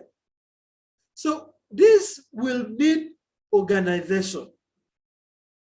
To need organization. That is why I commend people like the Kato, Asha Yesufo and others who are very politically active. It is not easy, I tell you, it is not easy. But recall I also said, and I hope she didn't misunderstand me when I said that, in Nigeria, we have a ruling elite that deliberately excludes not only women, even me as a young person, as I speak to you, no matter the grammar that I speak to you now, if I go to my state now and say, I want to run for office, the first thing that this one is, you are an activist, leave this for politicians. You don't understand. Few people want to even give you an opportunity. So we have problem as a country, and women are suffering for it the most. We have a problem of exclusion. And that problem is that we have a ruling class. Few old men that are determined to hold on to power. And they see women as a threat. I will not deny it. In fact, there was a House of Reps member who said it, that if we give these women too much power, this man that speaks funny English, I believe you know the person I'm talking about. He said, if we give women too much power, they are going to chase all of us out. What he said, people laughed, but he was saying what is in the mind of many of them. So I am saying that we need to encourage more people, more people that are women that are interested in the political circle to organize themselves and demand power. Except they demand power, you see, it will be very difficult to change the status quo. Thank you very much, Barrister. I think you made mention of a couple of things that I'm really interested in calling on Ms. Kato to give her closing thoughts on this. Ms. Kato, my question to you is this: what are we missing? Is it sensitization or mobilization? Where do we go? I think it's a combination of several things. It's a combination of several things. And I spoke about it just before now, where I said, okay, I stated this is what I think we need to do. But let's end this conversation on an inclusive note, right? Because it's a leave no one behind conversation.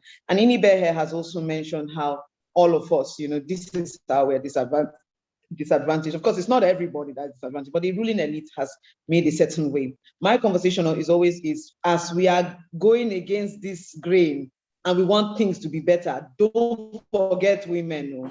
But regardless, so many of us are left behind.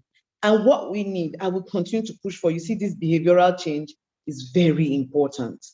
We know all the things we don't want. We know all the things Nigerians are that we don't want them to be, right? We know all of those things. We know what is wrong. We talk about it. Nigerians are this, we're like this, we're like this, we're like this, we're like this. Okay, what do we want? And that thing that we want, we need to put it on the table and articulate what it is. Now, after we state what it is that we want as Nigerians, in the behavioral change, we say, okay, what is the way we can behave better to get to where we want? We list everything. Then we go forward to ensuring that we all think, or at least most of us think and behave this way. And I think that's the thing for me, that we must start pushing forward certain ideals. If we don't push forward certain ideals, if we're just focused on remove them, Inibe had made mention of a young 25, I think, year old that has been put into. Inibe, I saw it. Please, you should not quote. Don't post this side of the conversation. I saw it, but I wasn't particularly excited. And I'll tell you why. He's from the ruling class. He has just been put in early to continue. He's not one of us. He's not one of us. Since that 25-year-old has been put, Inibehe, as an Aluta person, as a young person who has been fighting for youth inclusion, when they make you youth leader of a party, in fact, before the day they're about to make you, they will hear your voice. Then the day they're about to make you, they hear, and then the days after, have you heard a word? I've seen him in pictures looking cute and lost. So that one, just calculate it as the governor of a southern north central state that people like saying youth, but it's not one of us. That is a loss. It did not amount to anything. So we must say, this is what we can't be satisfied with their tokens, because their tokens is one of them, even if the person looks like us. We must say, this is what we want. So we have to come to what do we want? I want a just and equitable Nigeria. I know that part of things that I do will lead to a just and equitable Nigeria, right? Things that you do will lead to a just and equitable Nigeria. How do we go about it? I also know the current crop of leaders are not part of a just and equitable Nigeria. What do we do? Because as we speak right now, right, more Nigerians, there was a time I addressed Dele Momodu, and he was so enraged about it, but I said the truth. As a child, what I saw and I was fed from Ovation, everything, I would just see the longest, look at this military administrator's house, this one's this. And I always thought, wow. I know the number of people that would think, wow, I want to get into government so that I can be like this. And it created a whole generation of, if you think this thing doesn't matter, it does, because by not acting, we have allowed other people to take charge. Nollywood is the same thing. Rise in sexual and gender-based violence showed from movies that some of these things were okay.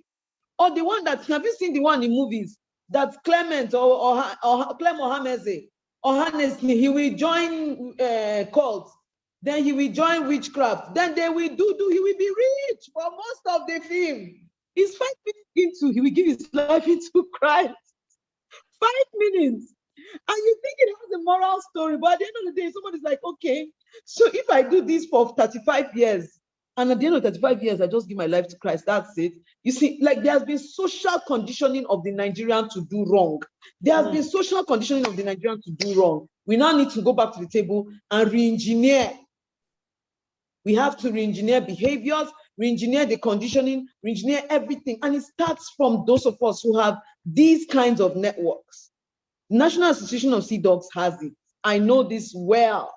You have the networks that we know and the networks that we do not know, powerful and loud, powerful and silent.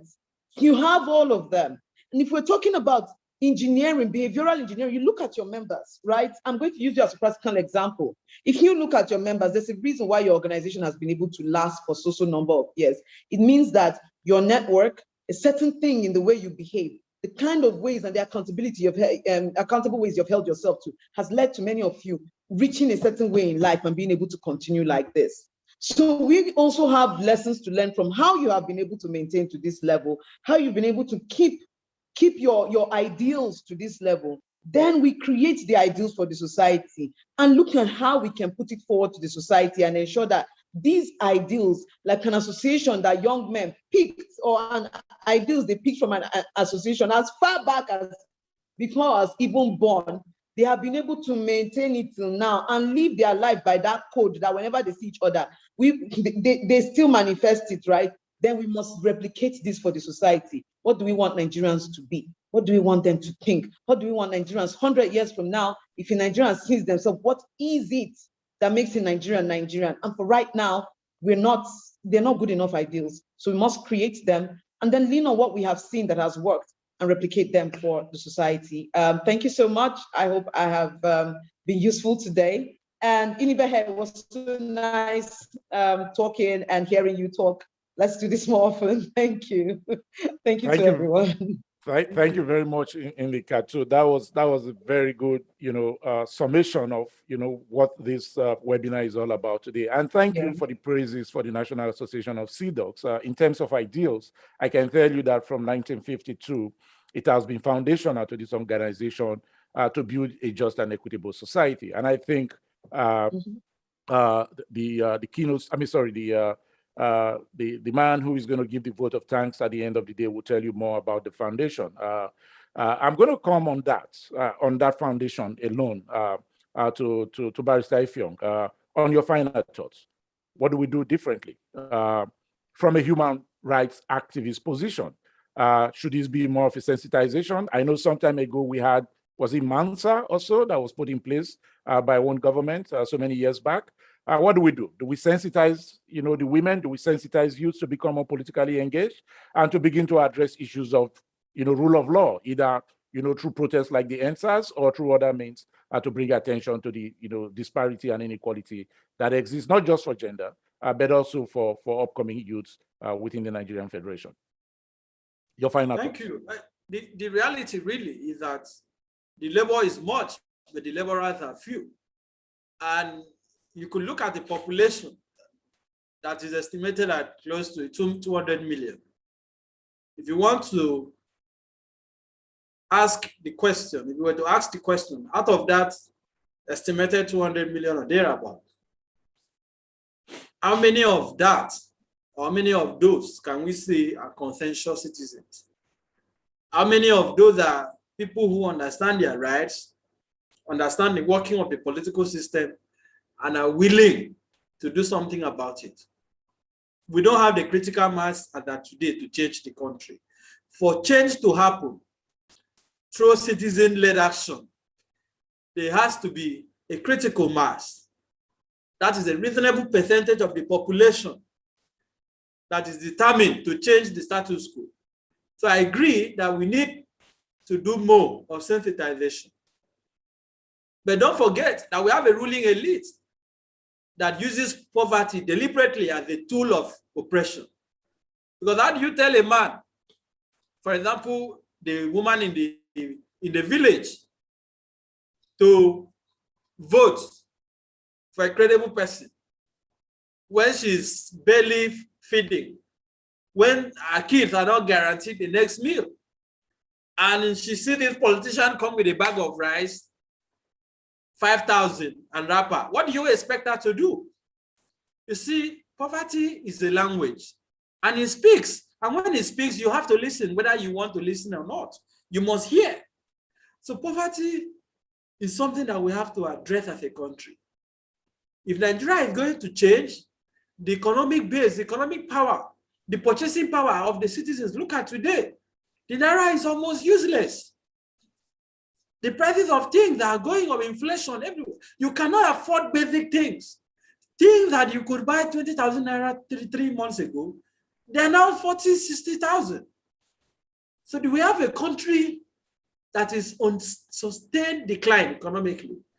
And for you to have change, for you to fight impunity, for you to have women inclusion, you will need more women, you will need more active citizens who are economically independent. Because what economic independence does is that it gives you the pedestal to stand to demand for political and social independence. Except the man is economically independent, it is very difficult for that man or woman to assert political independence. So we will need to look at distribution of wealth in this country. Once we're able to address the question of distribution of wealth, many of our problems will be solved.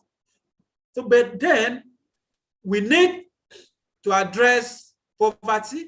We need the civil society to do more. And we must also take the struggle beyond workshops, beyond webinar, beyond conferences, to the streets, where the real power lies. This is the lesson of NSAS that I keep saying. Because NSAS was the first time in my life, in my over 3 decades of existence, that I saw the powers that be in this country, the ruling elites. I saw the political class shaken to its very foundation. Why? Because people came out in their thousands. And that was why I spoke about critical mass. We will need to have such political movements to ensure that first people are organized, that there is a movement that can come out to demand specific things, specific policy change, that can come out to speak truth to power.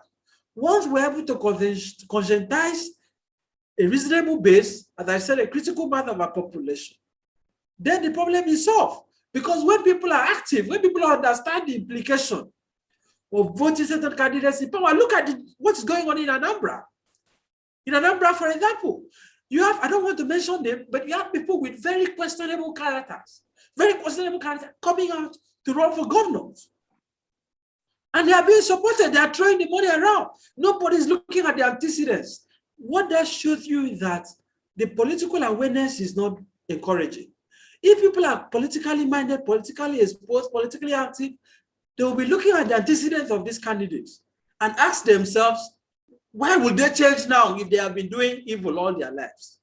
So that is why we need to conscientize people, we need to enlighten people, we need to take the message to the streets so that the organizer can see the need to march on the streets, can understand. Look at the building that collapsed. It killed both the rich and the poor.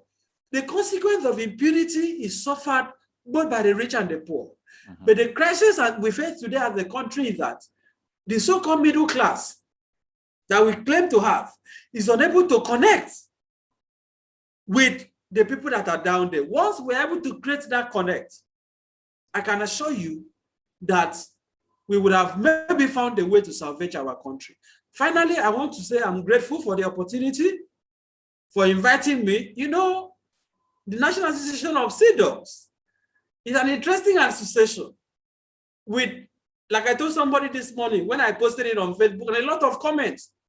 Me, I was just smiling. I said, these people, what are they talking about? I said, look, we need this kind of conversation, Demo. We need gatherings like this where these things can be discussed, because really talking about it is also part of the solution. So I want to thank you. I want to thank the leadership. I want to thank every single person that was instrumental in putting this together. And of course, my very strong comrade sister, Ndikato, for sharing this conversation with us. I want to assure you that I'm always available to be part of this conversation anytime. Thank you once again for inviting me. Thank you very much, Barrister Effiong. And if I may add to that, in terms of the comments you got from your Facebook page, I would say don't worry too much about it, because the National Association of CDOs, do provide the content and the intellectual capacity that is necessary for, a kind of discourse like this to provide solutions to critical problems that is impeding our democratic growth and social economic development as well. I can attest to that because I have followed passionately what the National Association of CDOG is doing, not just at the local level, but also on a global level. And that's why I highlighted earlier on that. Please stay tuned. I know that the National Association of CDOG, Ms. Ndikato, they're also going to be doing something on, the elimination of violence against women sometime during the month of November. So I ask you guys to stay tuned and keep pushing your power behind the association to do that which is needful within the community as well. In light of this, as my own way of summing up everything, I want to thank you guys for coming. No doubt, this has been a very robust conversation. You will notice that there weren't too many questions because it is believed that in itself, the topic that we've talked about today, or the subject for deliberation today, has been the role of women in the fight against impunity in Nigeria. And Ms. Ndikato has eloquently stated how we can begin to include women, both from a domestic as well as from a customary perspective, to be able to get the much needed, advancement that we need to get in our country. Barrister Effiong, you've eloquently, spoken to about the rule of law and how we can begin to respect the inclusion of women. I couldn't have said it better, the way you guys have presented it today. On that note, I'm going to call on the Social Secretary for the National Association of CDOG, Mr. John Oke, to give an appreciation and a closing remark on behalf of the National Association of CDOGs. Mr. John Oke, please. It's your good afternoon, and good afternoon, ladies and gentlemen. I hope we've had a very, very, very, very enlightening afternoon. A lot has been said, about the National Association of CDOGs. So I don't want us to, dwell, so much on what we have done. But I know that if you go to visit our website at www.nas-int.org, you will be able to, find any information that you need about the National Association of CDOGs. Now, Ndikato, you did an excellent job, and you're very eloquent, about not just the role of women in degrading impunity in Nigeria.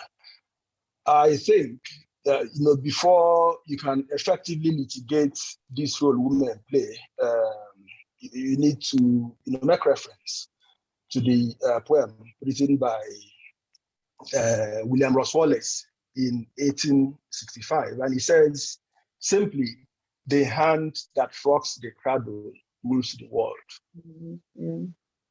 Yeah, over time, since the beginning of time, men who know, societies who know, celebrate, the input of women in making societies, better. And I think women have this, natural ability to be able to multitask. When a woman tries to resolve issues, she works from a point of empathy. She works from a point of understanding. And I think, that comes from the emotional investment that women have in humanity. By rocking the cradle, women invest emotionally in humanity, and then whatever they do, come from, that natural understanding. And, if you have an investment in humanity, there's no way you can't always, or you won't always work for the betterment of, humanity. And as our spiritual head, Professor Soyinka will always say, our involvement, our investment, and our commitment is to leave humanity, better than, we've met it, today. Barrister Effiong, also, gave us the definition and context of the word impunity. And he says, impunity is a lack of accountability to the rule of law. When there's a lack of accountability, it leads to, people looking for self-help. And when there is self-help, everything breaks down. So I think, eventually we understand that we all need to come together. As Ndi Kato said, the involvement of women is not supplementary, it's complementary to what, men are already doing. One hand cannot clap, so we must all continue to work together. Men, women, and other, gender, as we have, currently to ensure that women play, that critical role that they must play. And for me, it's not about shaking the table or what women come with the table. Women, if you need to come with your own table, you come with your own table, and then decide what happens. The benevolence of men cannot continue to decide, how far, women go in societies. You cannot continue to, predicate the role women, must play. And for us men, we must yield ground. I like this cliche, that Ms. Kato, keeps using. Men, when I never tire, we don't tire. We're exhausted. And then, we must, start to yield ground. In the final comments, on behalf of my Nas Capone, Abiola Uwaj, on behalf of the National Association of Sea Dogs, Pirates Fraternity, I want to thank Tio very, very, much for moderating another successful version of Wole Soyinka Digital Town Hall. Ms. Kato, you spoke very eloquently and very, and very, truly and very candidly and passionately, about, your belief, that women need to, have, more representation at the table. And Barrister Effiong, I also like and appreciate, you're giving us a legal, contextualization, because what he has done is that, he has solidified the foundation, which, we need to work on. Thank you all, the participants. Thank you all, the audience, for finding time this busy Friday afternoon to be with us. Thank you all, and bye-bye. Thank you very much, Mr. Oke. I really appreciate the way you rounded that up. I want to say it's a natural truism. What is right is right. What is wrong is wrong. We should give women a space in our political conversation. And I think it's about time they have their table, whether it is going to be joined with the men's table or not. But I think it's time that, women have their place in the table as well. And I do agree with you, Ms. Kato, that it's about time. And I am here to say that on behalf of the National Association of Sea Dogs, you'll be getting more input and conversations like this in time to come. Before I round up, I just want to quickly acknowledge the committee, the brains behind the Wole Soyinka Digital Town Hall series. This will bring, to fruition another very successful segment of the Wole Soyinka Digital Town Hall. And in light of that, I want to, formally recognize Mr. Ese Folami, who has been very, supportive in, times like this, and also men behind the camera as well as folks behind the scenes that are working to make things right.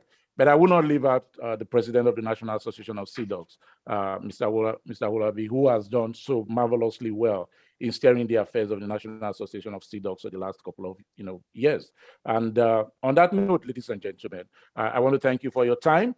This again will bring to an end a very fruitful conversation, a very robust conversation that we began earlier today with the goal of establishing a very constructive environment for conversation, a very constructive environment for the exchange of information that would probably lead to, if you will, an opportunity for us to identify our weaknesses and our lapses and begin to create more rooms and open the dialogue for conversations, not just for men only, but also for women inclusive.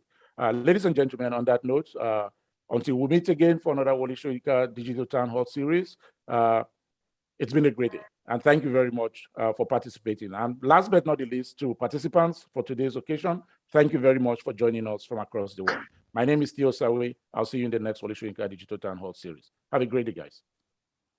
Thank you, everyone. Yeah, thank you very much. Thank you. Bye, everyone. No problem. Yeah,